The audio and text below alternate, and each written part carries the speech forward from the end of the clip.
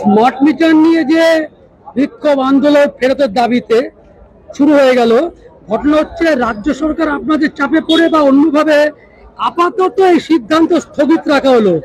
এতে কি আপনার মনে হচ্ছে না আপনাদের এই সমাবেশ আন্দোলন খানিকটা পিছিয়ে যাবে বা প্রসারহীনতায় ভুগবে? না না, এই আন্দোলন পেছানোর কোনো ব্যাপার নেই। আপনারা দেখছেন কত মানুষ এসছেন, এরা সব রাজনৈতিক দলের কর্মী নয়। আমরা এখানে পাড়ায় পাড়ায় আমাদের কর্মীরা যখন বেরোয় তখন প্রত্যেকটা বাড়ি থেকে সাধারণ মানুষ তারা বেরিয়ে আসতে থাকে। আমি একদিন প্রচারে ছিলাম যে এত মানুষ তারা বাড়ি থেকে বেরিয়ে আমাদের প্রচারের গাড়িতে এসে বলছে আমাদের ফর্ম দিন। তা আমি প্রায় 25 জন লোকের সাথে কথা বলেছি। তাদের বক্তব্য হচ্ছে যে ধরুন 3 মাসে যা 700 টাকা বিল আসতো, এখন তার প্রত্যেক মাসে 700 টাকা 800 টাকা ভরতে হচ্ছে।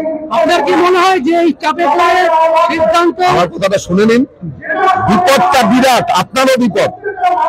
যে মানুষ এই বাংলায় দেশে বাস করেন, স্মার্ট মিটার তাদের প্রত্যেকের বিপদ ঘনিয়ে নিয়ে আসছে। তৃণমূলের লোক, যে লোক তৃণমূলকে ভোট দেয় সমর্থন করে, সেও মনে মনে চায় এটা বন্ধ, আর এটা সকলেই বুঝছে। আজকে বামপন্থীরা গোটা রাজ্য জুড়ে যে আন্দোলন তৈরি করেছে, বিদ্যুৎ দপ্তর গুলোতে হাজার হাজার মানুষ গিয়ে আছড়ে পড়ছে, বিক্ষোভ দেখাচ্ছে, অবরোধ হচ্ছে। এখান থেকে ও 26-এর ভোটের কথা মাথায় রেখে আপাতত জনগণকে বোঝাচ্ছে আমি এটার থেকে সরে এলাম। মোদী গভর্নমেন্ট এই আইনের পরিবর্তন করেনি। তারা আদানি আম্বানিদের জন্য গোটা দেশের সমস্ত মানুষকে বিপদে ফেলে তাদের মুনাফা সুনিশ্চিত করছে, আর তাদের এজেন্ডা, তাদের নীতি মমতা এখানে প্রয়োগ করছে, যাতে এই সখ্যতা, এই বন্ধুত্ব, এই বোঝাপড়া, তারই রাজনীতির সমীকরণ হচ্ছে হয় তৃণমূল নয় বিজেপি।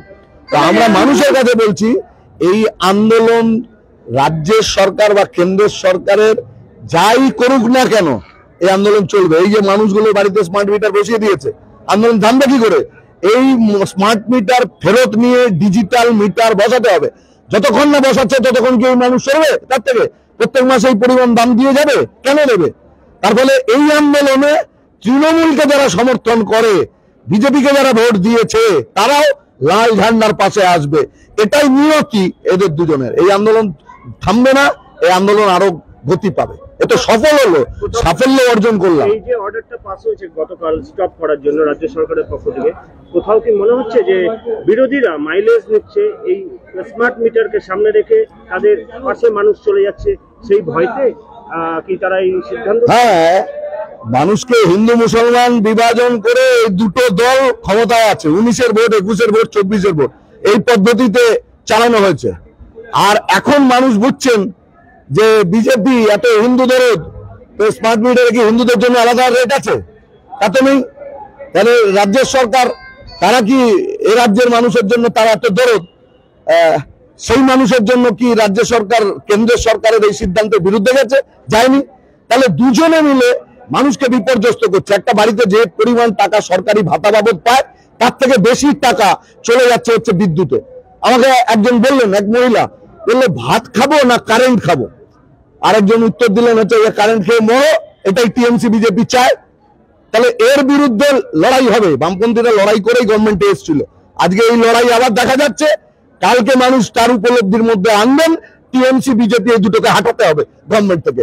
এর পরিণতি সেদিকে যাবে। মিটার অলরেডি লেগে গেছে, সেই মিটারকে রিটার্ন করার জন্য কি আন্দোলন হবে? এই যে আজকে সব ফর্ম জমা দেওয়া হচ্ছে, হাজার হাজার ফর্ম, যে এই ফর্মগুলো আজকে জমা দিয়ে এদেরকে বলা হবে কবে আপনারা এটা বদলাবেন। এইটা যতক্ষণ না বদলাচ্ছে আরো বড় আন্দোলন হবে, আরো বড় আন্দোলন হবে। ধন্যবাদ।